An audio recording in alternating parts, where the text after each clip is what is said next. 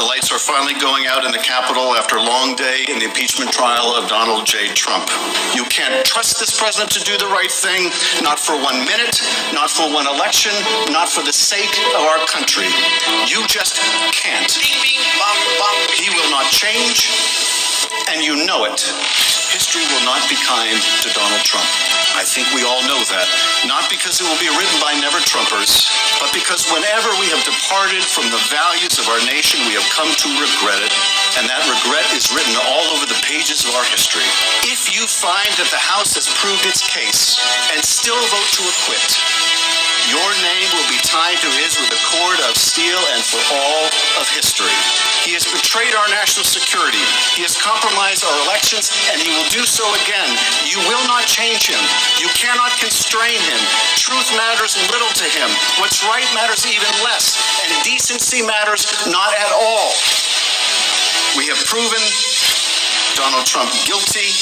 Now do impartial justice and convict him.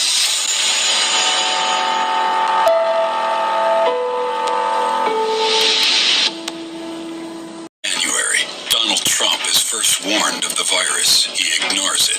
We have it totally under control. It's going to be just fine. Defends the Chinese government instead.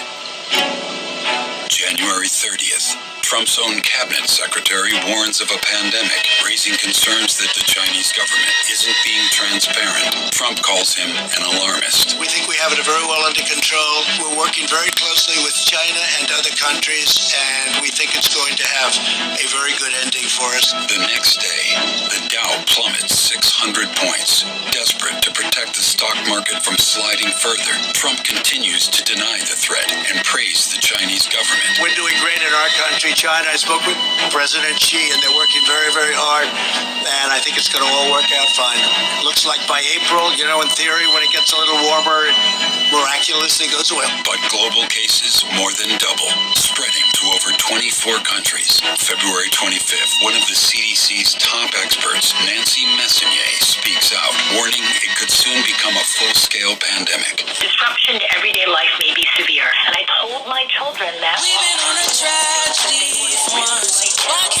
we, as a family, need to be preparing for significant disruption of our lives. Mr. Trump was, quote, furious as he watched the stock market crash after her comments. Trump didn't want to upset the markets. So for the last 5 days of February, the Trump administration took to the airwaves to deny the truth. We have contained this, I won't say airtight, but pretty close to airtight. Thanks to the president and this team's aggressive containment efforts, this disease, as Dr. Schuchat said, is contained. February 27th, the mob sees through the denials. The Dow continues to plunge, but Trump keeps up the false message. It will go away. Just stay calm. It will go away. I think we're going to get through it very well. April turns into May. The virus doesn't disappear. There is no miracle. The cases mount. The death toll grows. More than 33 million Americans lose their jobs to the pandemic. Unemployment reaches Great Depression-era levels. Donald Trump doesn't understand. We have an economic crisis because we have a public health crisis. And we have a public health crisis because he refused to act. Donald Trump didn't build a great economy. His failure to lead destroyed one.